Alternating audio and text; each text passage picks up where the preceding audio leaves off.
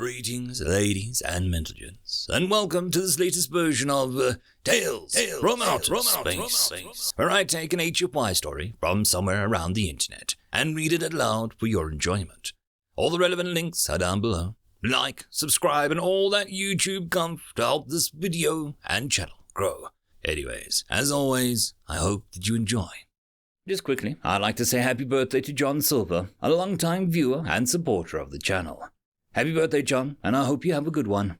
I would just like to thank the following Tier 5 patrons and channel members for supporting the channel: Datamagnet and Bob the Dragon. Thank you again. And now, on to the story. What goes around, comes around. Written by Admirable Marsupial3. Nobody liked this, but there was nothing they could do. It was blatantly an attempt to expand the Teresi Empire into the resource-rich Sol system and subjugate a powerful Death World race before they could defend themselves. The humans had been nothing but peaceful and friendly since they ascended to the Galactic Council. No one wanted this, but the Teresi had played this perfectly. When other races tried to object, saying that it was against everything the Council stood for, the Teresi dismissed the objections. The spirit of the law isn't our problem. The letter of the law is what is important. Will this council abandon a system of law and order that they have spent millennia building and maintaining? The Teresi had argued that the humans were a clear threat to them, and being on their border, they were legally allowed to preemptively defend themselves. Although the humans were Deathworlders and known for being brilliant military tacticians and soldiers, this alone wasn't enough though, especially considering their conduct since first contact. Then their confidential records were hacked and released. Everyone knew that it was the Teresi, but no one could prove it. These records documented and proved many of the dark rumors about how humans had treated each other before first contact. How their spies and intelligence agencies had destabilized rival nations to weaken them when a direct attack wasn't possible. This, along with the fact that humans had hidden these records, had been a final piece to the Teresi needed to legalize their plan.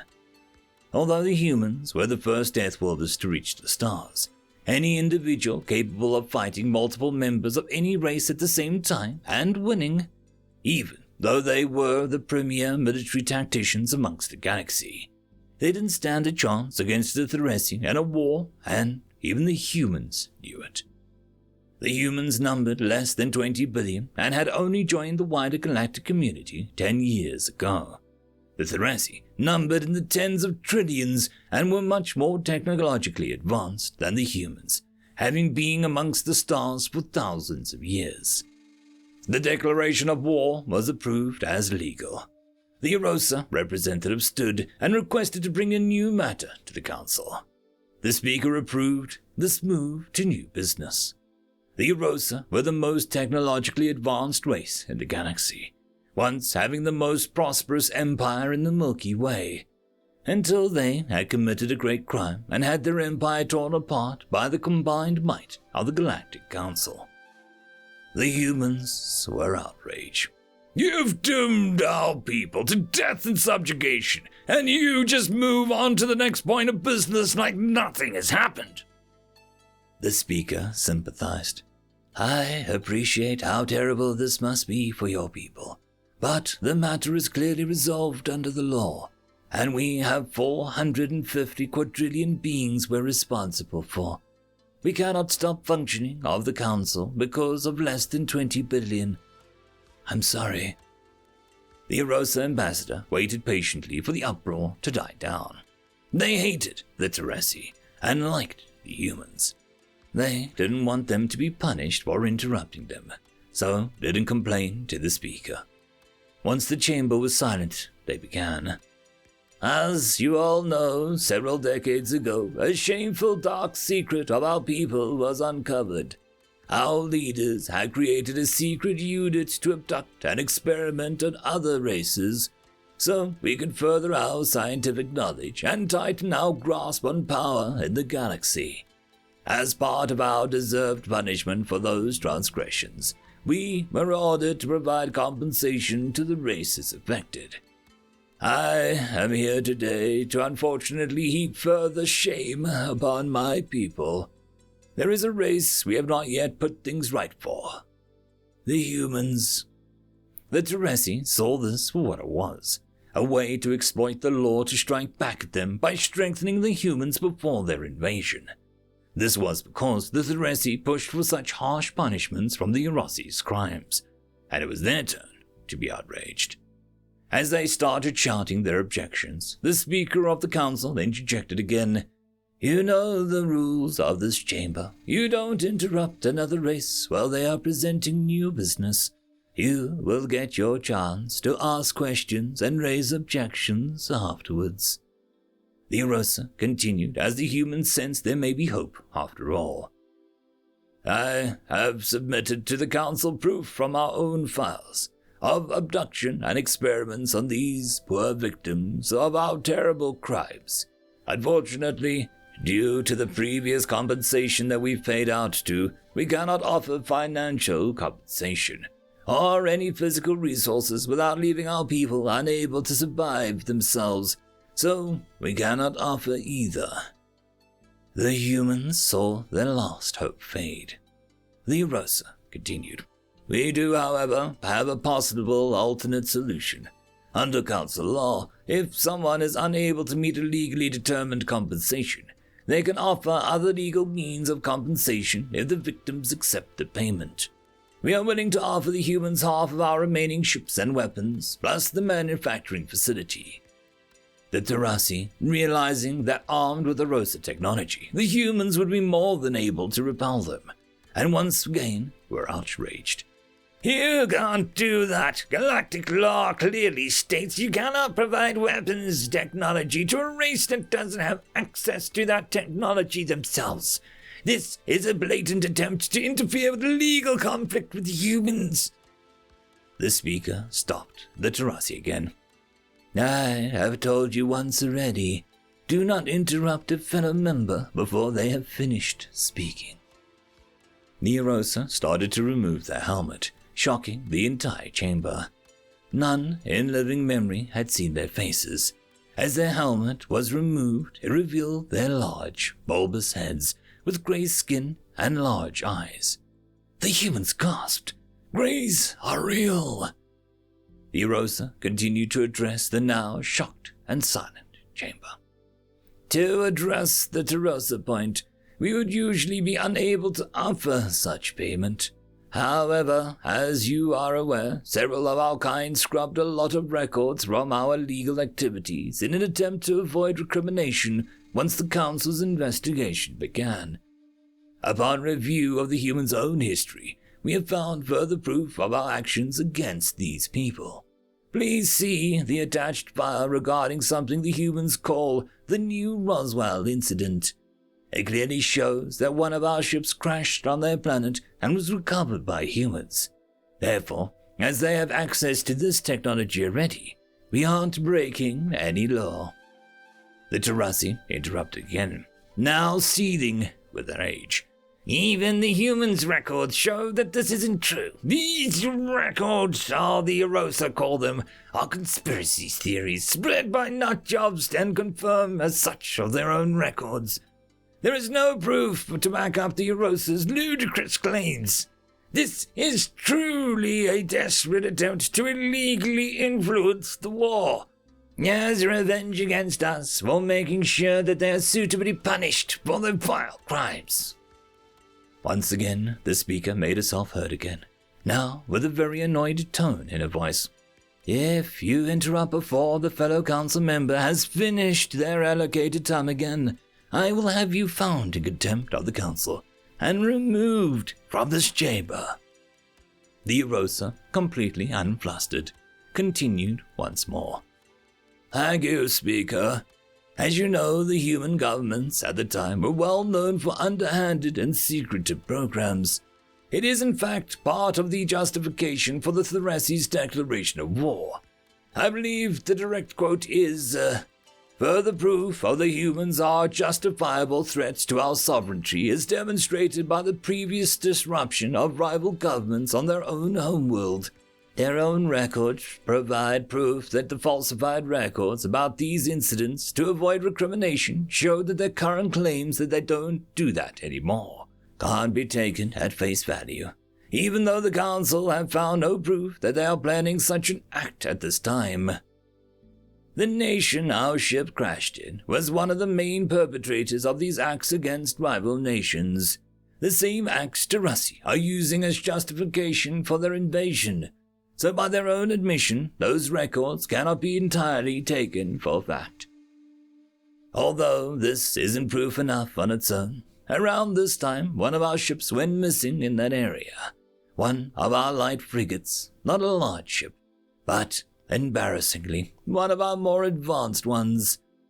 I would like to point out, before the Terrassi claim that we've falsified this report, their record was logged with the Council at the time and is a verified, genuine record that has been in the Council database ever since.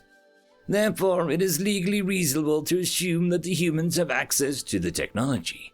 Therefore, our offer is within Council rules. I will now accept any questions. The seething Terrassi were unsurprisingly the first to speak. If they have this technology, why don't they use it, as it is so clearly vastly superior to what they are currently using? The Terrassi were certain this massive hole in the Erosa's argument would have ended the matter. They were not happy at the smug look on the Erosa's face as they began to answer. The regulations are very clear. They must have access to the technology through legal means. It doesn't say that they have to understand or be able to reproduce it. As the ship crashed there due to our illegal activity, not the humans, they are legally entitled to the salvage. And as evidenced by the records that one of our people was recovered alive from the crash, the ship was functional when they retrieved it.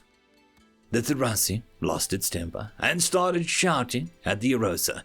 You know full well that's not what the regulations mean. It was created to allow the Procure to receive repairs to technology. They lost the ability to rebuild themselves after a supernova destroyed their homeworld and central scientific database. Erosa smiled as she replied, As you pointed out earlier, the spirit of the law isn't our problem. The letter of the law is what matters. So we ask the humans, although our offer of compensation is below the Council's set value of compensation, will you accept our humble offer to settle our debt to your people? The human representative, Ambassador Torre, was shocked, and it took a few minutes of stuttered attempts to get out her reply. The Ambassador Torre took a breath and regained her composure. We do. Thank you for your attempts to correct this wrong against our people. Upon delivery of the offered compensation, we will consider our debt to our people paid, and would like to say, The Terrassi erupted in anger and started shouting threats and abuse. The speaker had enough and had the Terrassi representative dragged from the chamber. With their opposition gone and their behavior having angered the other races, the Erosa's proposal was accepted by the Council. Immediately after the Council session, Torre approached the Erosa ambassador. Thank you. You have saved our entire species. We're so lucky you had the record of what really happened. It was so long ago. We genuinely believed it was a conspiracy theory. All of our records showed that it was an experimental military plane that had crashed and was covered up. It was. Our ship was vaporized when the engine malfunctioned due to an illegal modification that had been made. But records were falsified to avoid punishment. I am the only person left alive, apart from you now, who knows the truth about what happened.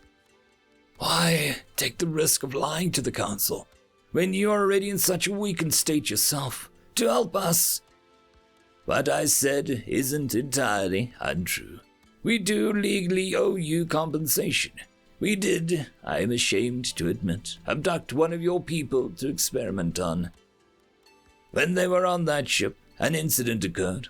One of our kind, an ambitious piece of shit called Tyrrell, released your fellow human from their imprisonment.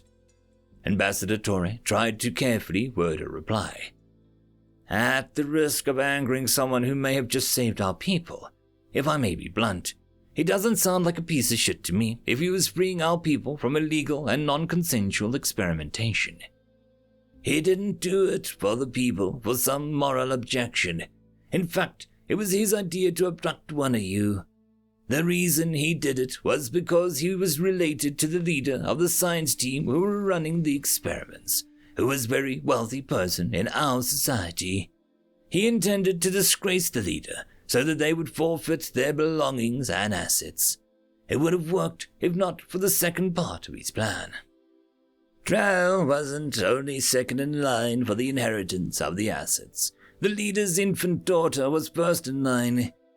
During the confusion of trying to recapture the enraged Death Wielder, he would kill the infant, knowing it would be blamed on the human's rampage.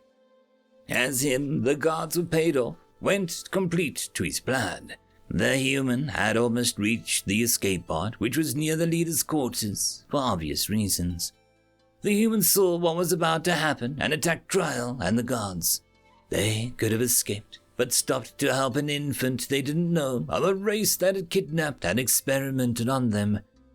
They saved its life, and succumbed to the wound suffered in the fight, and died not long after. One of your people sacrificed their life to save an infant of a race that inflicted great pain upon them. An infant who also happens to be my granddaughter.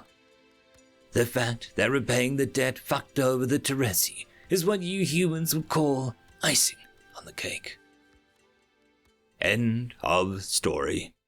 And that, my friends, concludes this video. I hope that you enjoyed, and if you do, please consider supporting the author, even by popping over and leaving a thumbs up or a nice comment, just to show your appreciation for the story. However, if you wish to support this channel, there are links down below which will help immensely. I will see you all in the next one, and until then, I hope that you have a fantastic day. Cheers.